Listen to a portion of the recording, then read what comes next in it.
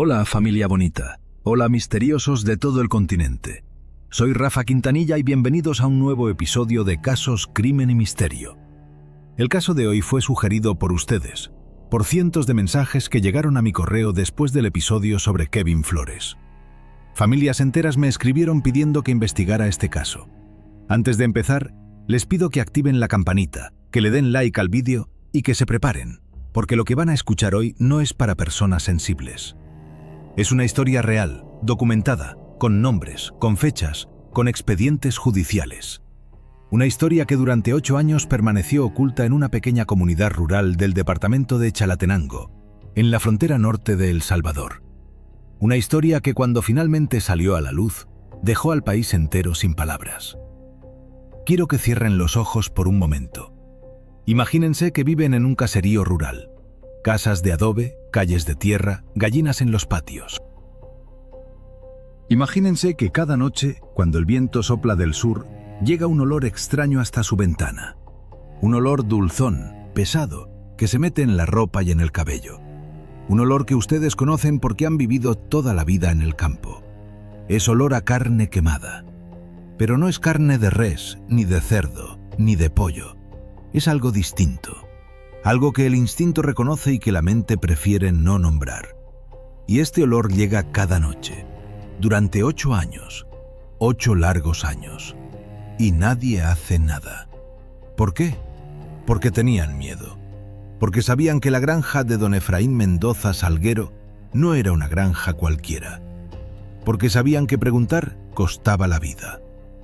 Era miércoles 14 de febrero del 2024 cuando la comunidad de El Paraíso, en el municipio de La Palma, departamento de Chalatenango, despertó con el sonido de helicópteros sobrevolando los cerros.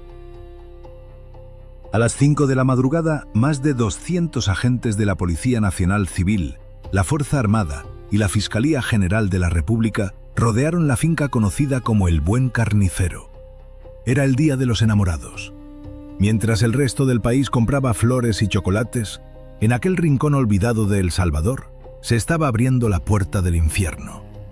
Y lo que encontraron dentro de aquel horno industrial es lo que vamos a contar hoy. Pero antes de llegar a esa puerta, antes de ver lo que había detrás, necesito que conozcan a las víctimas, porque esto no es un número. 73 no es solo una cifra. Son 73 vidas, 73 rostros, 73 familias que llevaban años buscando. Déjenme empezar por uno, el primero, el que abrió la puerta de toda esta investigación.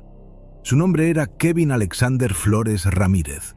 Tenía 19 años, y para muchos de ustedes ese nombre les sonará familiar, porque ya hablamos de él. Kevin era el primo hermano de aquel joven cuya familia destrozó la masacre de Soyapango, ese caso que cubrimos en el episodio número 5. Pero la historia de Kevin no terminó en Soyapango. Kevin desapareció el 12 de marzo del 2019. Tenía planes. Estudiaba mecánica automotriz en el INSAFORP. Soñaba con abrir su propio taller en Apopa. Su madre, doña Marta Lidia Ramírez, lo recuerda llegando del estudio cada tarde con las manos manchadas de aceite y una sonrisa enorme. «Mami, voy a ser el mejor mecánico de la zona», le decía. «Vas a ver, te voy a comprar una casa». Esa tarde del 12 de marzo, Kevin salió a comprar pan a la tienda de la esquina. Eran las 6:30 de la tarde. Nunca regresó. Doña Marta esperó. Esperó 2 horas, 3 horas, 5 horas. A medianoche llamó a la policía. Le dijeron que tenía que esperar 72 horas para reportarlo como desaparecido. Esperó. 3 días. 72 horas que fueron 72 siglos. Cuando finalmente puso la denuncia, el agente de turno la miró con cansancio y le dijo: «Señora, su hijo seguramente se fue con una novia, o se metió en algo, ya aparecerá». No apareció. Pasaron meses, pasaron años. Doña Marta repartía volantes con la foto de Kevin por todo San Salvador. Pegó carteles en postes, en paradas de bus, en mercados. Iba cada semana a la fiscalía a preguntar. Cada semana le decían lo mismo: no hay novedades. 5 años. 5 años cargando un retrato sin saber si su hijo estaba vivo o muerto. 5 años durmiendo con la puerta sin tranca por si acaso volvía. 5 años poniendo un plato de más en la mesa los domingos. Y como Kevin, había 72 historias más. Está la historia de Yesenia Beatriz Mártir Hernández, de 22 años, estudiante de enfermería, desaparecida en febrero de 2018. Sus compañeras la recuerdan riéndose en los pasillos de la Universidad de El Salvador, hablando del bebé que esperaba. Estaba embarazada de 5 meses cuando desapareció. Su madre, doña Reina, todavía guarda el ultrasonido en una caja de zapatos junto a la cama. Era niño, dice. Le íbamos a poner Andrés. Está la historia de don Carlos Antonio Pineda, mecánico de 47 años, padre de 4 hijos, desaparecido en julio de 2017. Su hija mayor, Carla, tenía 12 años cuando lo perdió. Hoy tiene 19. Yo le hablo a su foto cada noche, confiesa. Le cuento cómo me fue en el día. A veces siento que me escucha. Está la historia de los hermanos gemelos Brian y Brian Sánchez Quintanilla, ambos de 16 años, desaparecidos juntos un domingo de septiembre de 2020, cuando salieron a jugar fútbol. Su madre, doña Sandra, dejó de cocinar arroz aquel domingo. Ya nunca volvió a cocinar arroz, porque era el plato favorito de los gemelos. 73 historias, 73 ausencias, 73 familias rotas que durante años clamaron al cielo por respuestas.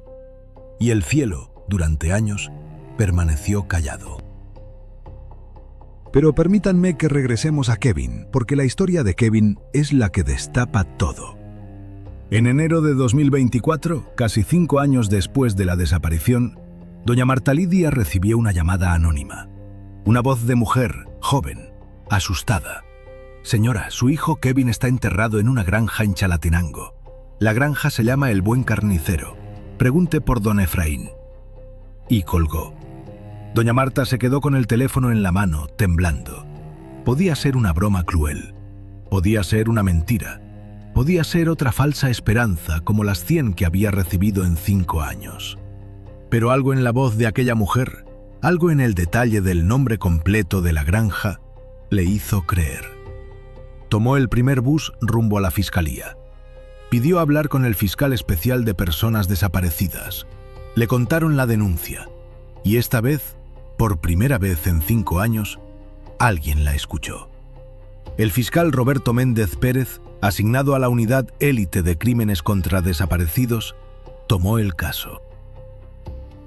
Roberto Méndez tenía 38 años, 2 hijas pequeñas y una obsesión personal por los casos de desaparición. Su propio hermano había desaparecido en los años de la Guerra Civil, en 1989, y nunca apareció. Méndez sabía lo que era esa herida que no cierra. Esa noche, en su oficina del centro de gobierno, abrió el expediente de Kevin Flores y lo cruzó con el mapa de desapariciones del último decenio. Lo que vio en la pantalla le heló la sangre. En un radio de 40 kilómetros alrededor del municipio de La Palma, durante los últimos 8 años, habían desaparecido sin rastro 213 personas. 213. La mayoría hombres jóvenes, entre 16 y 30 años. La mayoría sin antecedentes. La mayoría con un patrón inquietante. Salieron de sus casas un día normal y nunca volvieron. Méndez levantó el teléfono y llamó al director de la PNC. Necesitamos un operativo, grande, en Chalatenango, y lo necesitamos ya. Pero antes del operativo, había que entender quién era don Efraín Mendoza Salguero. Y aquí, familia, es donde la historia se vuelve verdaderamente oscura. Don Efraín, en apariencia, era el ciudadano modelo. Tenía 52 años. Era originario de la zona, nacido en el caserío El Paraíso. Su familia era conocida desde hacía generaciones. Su padre había sido alcalde del cantón en los años 80. Don Efraín se había hecho a sí mismo. A los 25 años abrió una pequeña carnicería en La Palma. A los 35 ya tenía 3 carnicerías. A los 45 era el principal proveedor de carne para los restaurantes turísticos de la zona. Esos restaurantes que reciben a los visitantes que van a ver las flores de los llanos del Espino. A los 50 había construido la finca El Buen Carnicero, una operación moderna con horno industrial de última generación importado de México, supuestamente para el procesamiento de carne ahumada y embutidos artesanales. Don Efraín iba a misa todos los domingos, daba limosna a la parroquia, era padrino de bautizo de niños del caserío. Patrocinaba el equipo de fútbol local, los Tigres de La Palma. Cada Navidad regalaba pavos a las familias más pobres. Era, según todos los testimonios iniciales, un hombre bueno, un hombre trabajador, un hombre ejemplar. Pero había detalles pequeños que solo ahora, mirando hacia atrás, cobran sentido. Don Efraín no estaba casado, vivía solo en una casa enorme en la finca, con 2 perros Rottweiler que nadie podía acercarse. Nunca se le conocieron novias, nunca se le conocieron amigos cercanos. Cuando salía del pueblo, viajaba solo en una camioneta blindada con vidrios polarizados. Y cada lunes, religiosamente, llegaba a la finca un camión refrigerado sin logotipos. El camión entraba, descargaba algo en la nave del horno y salía vacío.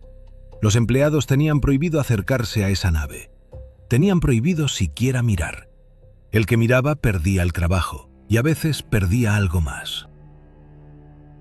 Doña Adela Hernández, vendedora de tortillas que vivía a 200 metros de la finca, fue de las primeras en hablar con la fiscalía después del operativo.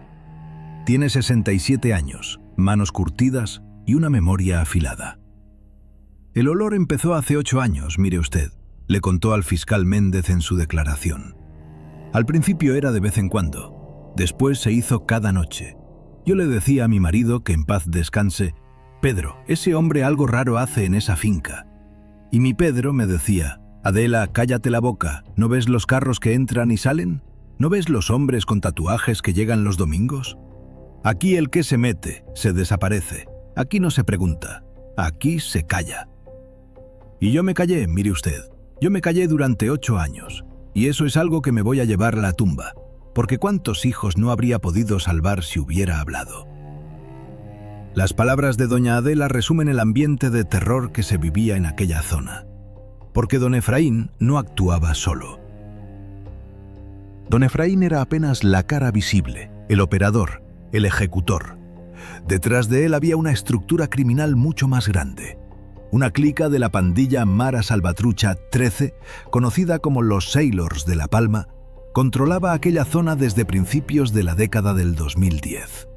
Y la finca El Buen Carnicero era su solución logística para un problema viejo. ¿Qué hacer con los cuerpos? Cuerpos de rivales, cuerpos de informantes, cuerpos de jóvenes que se negaron a entrar a la pandilla, cuerpos de extorsionados que no pudieron pagar, cuerpos que durante una década aparecían en fosas clandestinas por todo el país y dejaban rastros, dejaban evidencia, dejaban dolor visible. Pero los cuerpos que entraban a la finca de don Efraín no dejaban rastro, porque entraban como personas y salían como ceniza. Volvamos al operativo del 14 de febrero del 2024.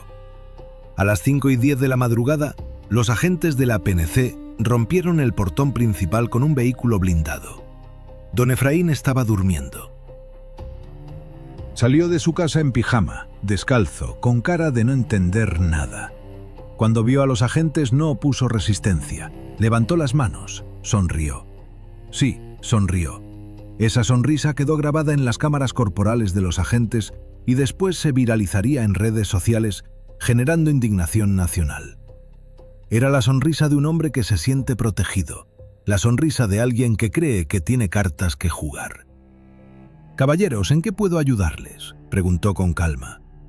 El subcomisionado Mario Linares, que dirigía el operativo, lo miró a los ojos y le respondió: «Don Efraín, vamos a revisar la nave del horno». La sonrisa de don Efraín se desvaneció. Lo primero que encontraron fue lo más obvio. La nave estaba cerrada con 3 candados industriales. Don Efraín dijo que no tenía las llaves, que las había perdido. Tuvieron que cortar los candados con sopletes. Cuando finalmente abrieron las puertas, los agentes que entraron primero retrocedieron. El olor era abrumador. Pero no era olor a carne podrida, como esperaban. Era olor a algo peor. Olor a desinfectante industrial mezclado con un dulzor extraño. La nave estaba impecable. Pisos de cerámica blanca, paredes blancas, luces fluorescentes. Limpia como un quirófano. En el centro, el horno industrial. Un equipo profesional, importado de México, capaz de alcanzar temperaturas de 1200 grados centígrados. A esa temperatura, un cuerpo humano se reduce a cenizas finas en menos de 4 horas. El equipo forense, dirigido por la doctora Patricia Ayala Bonilla, una de las mejores antropólogas forenses del país, comenzó la inspección minuciosa. Y aquí, familia, es donde la primera pista cae. Aparentemente no había nada. Don Efraín tenía todos los papeles en regla: permisos de operación, facturas de proveedores, registros sanitarios, certificados de exportación. Todo perfecto. Tan perfecto que durante las primeras 6 horas del operativo, el fiscal Méndez empezó a temer que se hubieran equivocado, que la denuncia anónima fuera una venganza personal, que estuvieran a punto de hacer el ridículo más grande de la Fiscalía salvadoreña. La defensa de don Efraín ya estaba en camino. El abogado Mauricio Galdámez, uno de los penalistas más caros y poderosos del país, conocido por defender capos del narcotráfico. Galdámez llegó a la finca a las 11 de la mañana, vestido de traje impecable, y empezó a presionar a los fiscales. «Mis clientes tienen derechos. Esto es allanamiento ilegal. Vamos a demandar al Estado salvadoreño por daños y perjuicios». Méndez sintió que el operativo se le escapaba de las manos, hasta que la doctora Ayala lo llamó a la nave del horno con una voz que él nunca le había escuchado. «Roberto, ven a ver esto».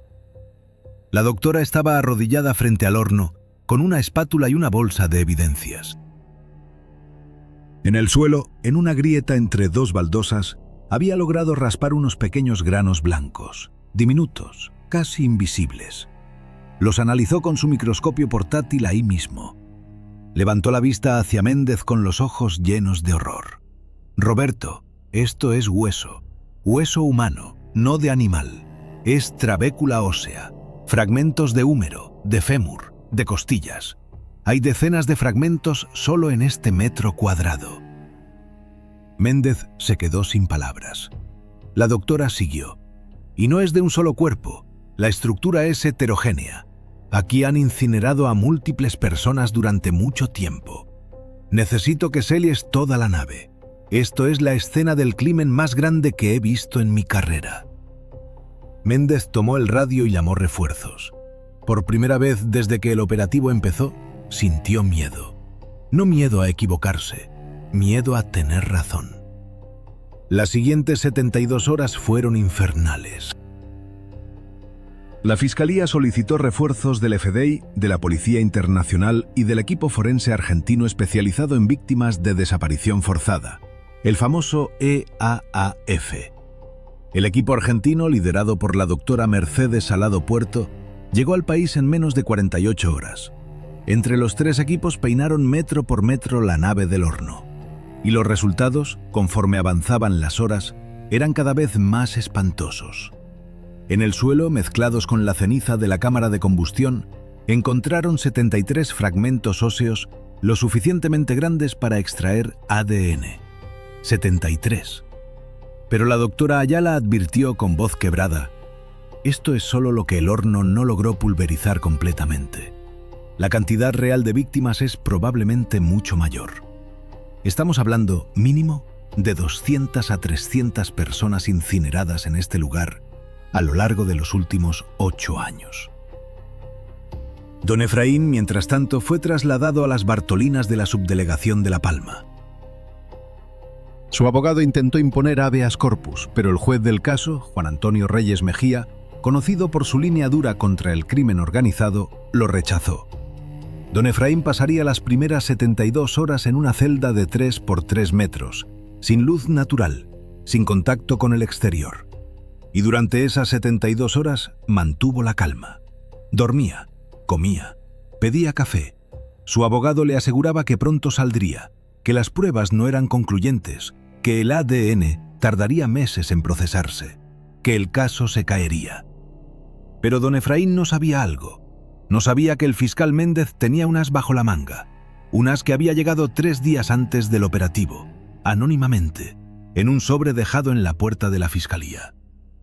Era una libreta vieja, de las de espiral, marca Norma, con la portada azul gastada. La libreta del horno. Don Efraín, durante 8 años, había llevado un registro meticuloso de cada entrega. Fecha, hora, quién traía el cuerpo, iniciales del cuerpo, tiempo de combustión. Costo cobrado. Páginas y páginas de letra apretada, con sumas, restas, totales mensuales, un registro contable del horror. Y al final de cada mes, una lista de quién había pagado y quién debía. Porque don Efraín no incineraba gratis. Cobraba $2.000 por cuerpo. $2.000. Por borrar a un ser humano de la faz de la tierra. La libreta tenía 213 entradas registradas. Y en la entrada del 12 de marzo del 2019, a las 9:20 de la noche decía: entregado por Sailor Pelón, iniciales KAFR. Hora de incineración, 22:00 horas. Costo, $2.000 estadounidenses. Pagado. Kevin Alexander Flores Ramírez, KAFR. Iniciales que coincidían exactamente con el nombre del joven que su madre había buscado durante 5 años. Cuando el fiscal Méndez puso esa libreta sobre la mesa de interrogatorio frente a don Efraín, la actitud del carnicero cambió. Era la noche del 17 de febrero. Llevaba 72 horas detenido. Su abogado Galdámez estaba a su lado. Méndez abrió la libreta en la página de Kevin Flores y la deslizó hacia don Efraín. Lo miró a los ojos y le dijo: don Efraín, sabemos todo. Tenemos su libreta. Tenemos los fragmentos óseos. Tenemos el ADN. Ahora usted tiene 2 opciones. Puede colaborar y darnos los nombres de quienes le entregaban los cuerpos, los nombres de la clica Sailors, los nombres de los líderes. O puede callar y enfrentar 73 cargos de complicidad en homicidio agravado. Cadena perpetua, sin posibilidad de libertad condicional. Usted decide. Don Efraín miró la libreta, miró a su abogado, miró al fiscal. Y por primera vez en su vida adulta, don Efraín Mendoza Salguero rompió a llorar. No lloraba por las víctimas, no lloraba por las familias, lloraba por sí mismo. Lloraba porque había entendido, en ese instante, que su vida tal como la conocía, había terminado. Lo que don Efraín confesó en las siguientes 18 horas de interrogatorio dejó al equipo de fiscales sin aliento. Habló sin parar, dio nombres, dio fechas, dio rutas, identificó a los 23 miembros principales de la clica Sailors, dibujó organigramas, reveló las 4 fincas adicionales que operaban en el país con el mismo modelo, una en Cabañas, una en San Vicente, una en Usurután y una en Morazán. Reveló que había una red logística que cruzaba la frontera con Honduras y Guatemala. Reveló que el negocio movía aproximadamente $5 millones al año, libres de impuestos, ganancia neta. Reveló los nombres de los políticos locales que recibían cuotas para mirar hacia otro lado. 3 alcaldes, 2 diputados, un comisionado de policía retirado. Y reveló algo más, lo más escalofriante. Los Sailors no eran una operación independiente. Respondían a una estructura mayor, internacional, con base operativa en El Salvador, pero con conexiones en California, Houston y Washington. La MS-13 no era una pandilla, era una empresa transnacional de la muerte. Con la confesión de don Efraín en mano, la Fiscalía pudo finalmente reconstruir el horror completo. Durante 8 años, entre el 2016 y el 2024, la finca El Buen Carnicero había funcionado como el principal crematorio clandestino de la MS-13 en Centroamérica. El modus operandi era el siguiente. Cuando la clica Sailors o cualquier clica aliada ejecutaba a una víctima en cualquier punto del país, llamaban a don Efraín por un teléfono encriptado. Don Efraín mandaba el camión refrigerado, sin logotipos, conducido por un sobrino suyo de 28 años llamado Walter Mendoza López, alias El Carnicerito. El camión recogía el cuerpo en el punto acordado, lo trasladaba a la finca. Llegaba siempre los lunes en la madrugada, entre las 2 y las 4 de la mañana, cuando el caserío dormía.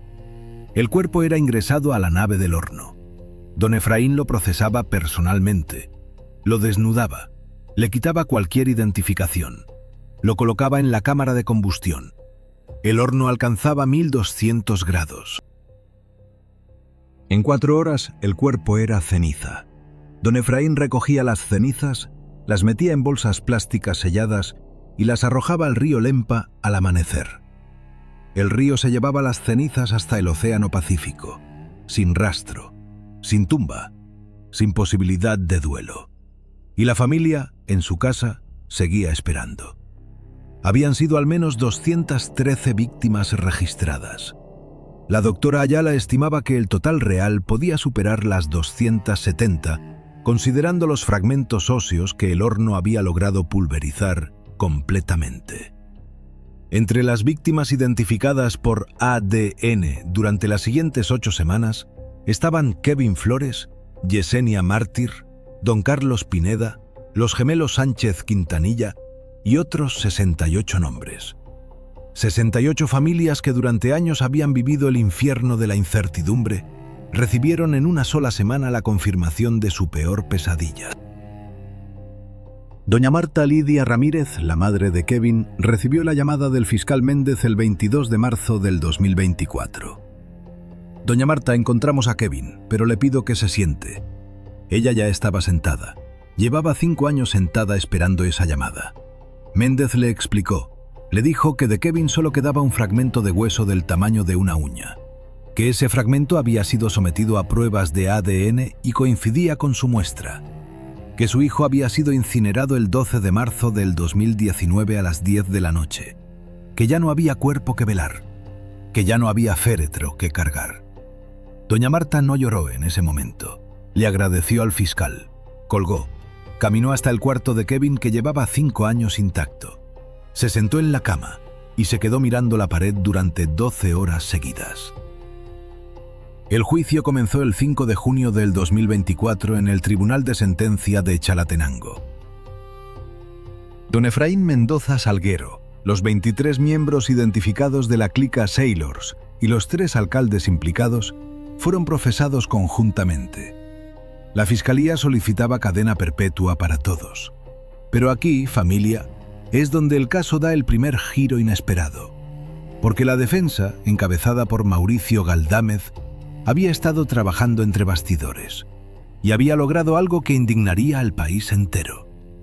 El juicio número 1 se desarrolló entre el 5 y el 28 de junio. 23 días de audiencias. Los testigos protegidos declararon a través de pantallas. Los familiares de las víctimas testificaron uno tras otro, con rostros destrozados por el llanto. Doña Marta declaró el día 14. «Yo no le pido cadena perpetua a este señor», dijo mirando a don Efraín a los ojos. «Yo le pido que pase el resto de su vida pensando en mi hijo, en sus 19 años, en sus sueños, en las manos manchadas de aceite. Eso es peor que cualquier cárcel». Don Efraín bajó la mirada. La defensa de Galdámez, sin embargo, jugaba otra partida. Argumentó que la confesión de don Efraín había sido obtenida bajo coacción psicológica indebida, que se le había mantenido incomunicado más allá del plazo legal, que la libreta no había sido obtenida por canales legítimos, sino por una filtración anónima de procedencia desconocida. Pidió la nulidad de la prueba principal. El tribunal, presidido por la jueza Carmen Elena Aguilar, deliberó durante una semana. El veredicto del juicio número 1 cayó el 5 de julio del 2024. Y el país entero lo escuchó con incredulidad. La jueza Aguilar declaró parcialmente nula la confesión de don Efraín, aceptando los argumentos de la defensa sobre la coacción psicológica. La libreta del horno, sin embargo, fue admitida como prueba. Pero sin la confesión, los cargos contra don Efraín se reducían dramáticamente. La Fiscalía, en un intento desesperado por no perder el caso completo, ofreció un pacto. Don Efraín se declararía culpable de complicidad en 73 homicidios agravados a cambio de su testimonio completo contra la clica Sailors y la red política de protección. Su sentencia: 30 años de prisión. 30 años por colaborar en la incineración de al menos 213 personas. La indignación nacional fue inmediata y volcánica. Las redes sociales explotaron. El hashtag Justicia para las 273 víctimas se hizo tendencia mundial durante 4 días seguidos.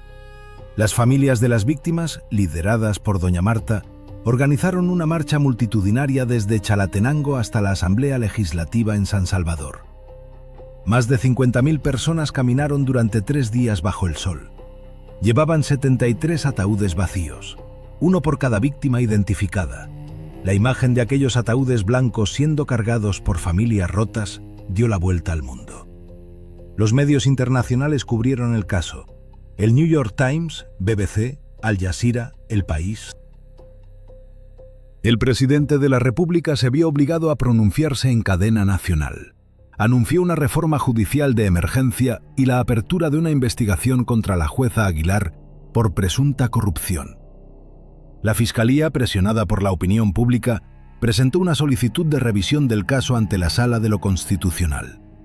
El segundo juicio se inició el 15 de octubre del 2024. Esta vez, la jueza Aguilar fue removida del caso. Asumió el juez Juan Antonio Reyes Mejía, el mismo que había rechazado el habeas corpus inicial de don Efraín. La Fiscalía presentó nuevas pruebas: registros bancarios que mostraban transferencias millonarias entre la clica Sailors y la jueza Aguilar, testigos protegidos adicionales, el testimonio completo de Walter Mendoza López, el carnicerito, que había aceptado colaborar a cambio de protección. El abogado Galdámez intentó las mismas tácticas dilatorias del primer juicio, pero esta vez no funcionaron. El juicio duró 3 semanas. El veredicto del juez Reyes cayó el 8 de noviembre del 2024 a las 2 de la tarde. 23 miembros de la clica Sailors, cadena perpetua sin posibilidad de libertad condicional. 3 alcaldes, 60 años cada uno. 2 diputados, 50 años. El comisionado retirado, 45 años. La sentencia de don Efraín, sin embargo, no podía ser modificada por cosa juzgada del primer pacto. Los 30 años se mantuvieron firmes. Don Efraín cumpliría su condena en el Centro de Máxima Seguridad SECOT, conocido mundialmente por su régimen carcelario extremo. El día del veredicto final, las 73 familias estaban presentes en el tribunal. Doña Marta, en primera fila, sostenía el último retrato de Kevin. Cuando el juez Reyes leyó las sentencias de los Sailors, una a una, ella cerró los ojos y susurró: «Hijo, escuchaste, por fin escuchaste». No hubo aplausos en la sala, no hubo gritos de júbilo, solo silencio. Un silencio espeso, lleno de lágrimas contenidas. Porque todos sabían que aquellas sentencias no devolvían a nadie. No traían de vuelta a los gemelos Sánchez, no regresaban al bebé de Yesenia que nunca nació, no reparaban a la hija de don Carlos Pineda, que durante 7 años había hablado con un retrato. La justicia llegaba tarde, la justicia llegaba parcial, la justicia llegaba con un pacto que dolía. Doña Marta, al salir del tribunal aquel día, dio una entrevista a un periodista local. Sus palabras quedaron grabadas para siempre. 30 años por mi Kevin no es justicia. 30 años por 73 muchachos no es justicia. Pero al menos ese hombre, ese carnicero, ya no va a poder mirar el cielo libre. Ya no va a poder oler el aire libre. Ya no va a poder tocar a otra madre con sus manos. Y eso, aunque sea poco, es algo. Es algo que mi Kevin nos dio desde donde esté.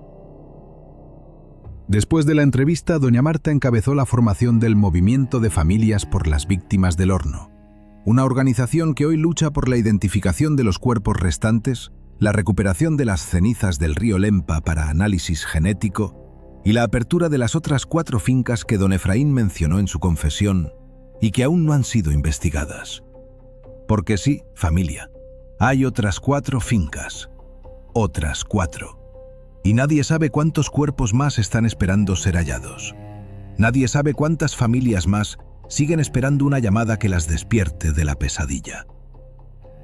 El caso La Raza, como se conoce ahora oficialmente este expediente, marcó un antes y un después en la historia judicial salvadoreña.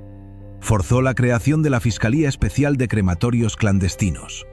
Forzó reformas legislativas sobre prescripción de delitos de desaparición forzada. Forzó investigaciones internas contra 47 jueces sospechosos de corrupción. Forzó al país entero a mirarse al espejo y preguntarse cuántos años más íbamos a permitir que el olor a carne quemada llegara hasta nuestras ventanas sin atrevernos a preguntar de dónde venía. Don Efraín Mendoza Salviero, mientras tanto, fue trasladado al CECOT el 15 de noviembre del 2024. Las cámaras de televisión captaron el momento. Vestido con el uniforme blanco de los reos, esposado, con la cabeza rapada, caminaba escoltado por 6 agentes encapuchados. Su mirada, que durante el juicio se había mantenido fría y altiva, ahora estaba vacía. Vacía como debió estar el corazón de cada madre que perdió a un hijo en aquel horno. Vacía como las urnas que las familias nunca pudieron llenar. Vacía como las tumbas que nunca pudieron cavar. Don Efraín entró al CECOT y la puerta se cerró tras él. Y aunque saldría algún día, dentro de 30 años, cuando tuviera 82 años, ya no sería el mismo hombre.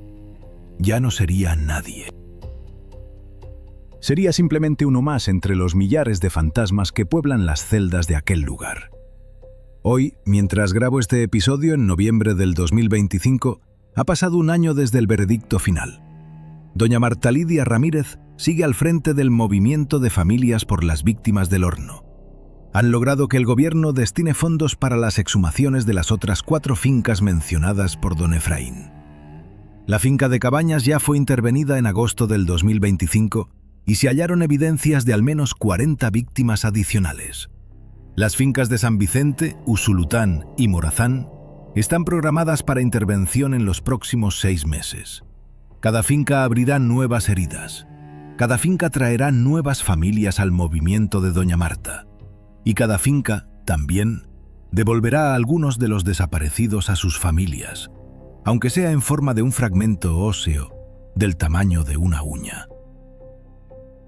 La doctora Patricia Ayala Bonilla recibió este año el reconocimiento internacional como Forense del Año por la Asociación Internacional de Antropología Forense. En su discurso de aceptación, dedicó el premio a las 73 familias del caso La Raza. «Trabajo para que ningún ser humano sea borrado de la memoria de los suyos», dijo entre lágrimas. «Trabajo para que el horror tenga nombres». El fiscal Roberto Méndez Pérez, hoy, sigue trabajando en la unidad de élite. Su pelo está más blanco, sus ojos más cansados, pero cada lunes llega a su oficina a las 6 de la mañana, abre los expedientes y sigue.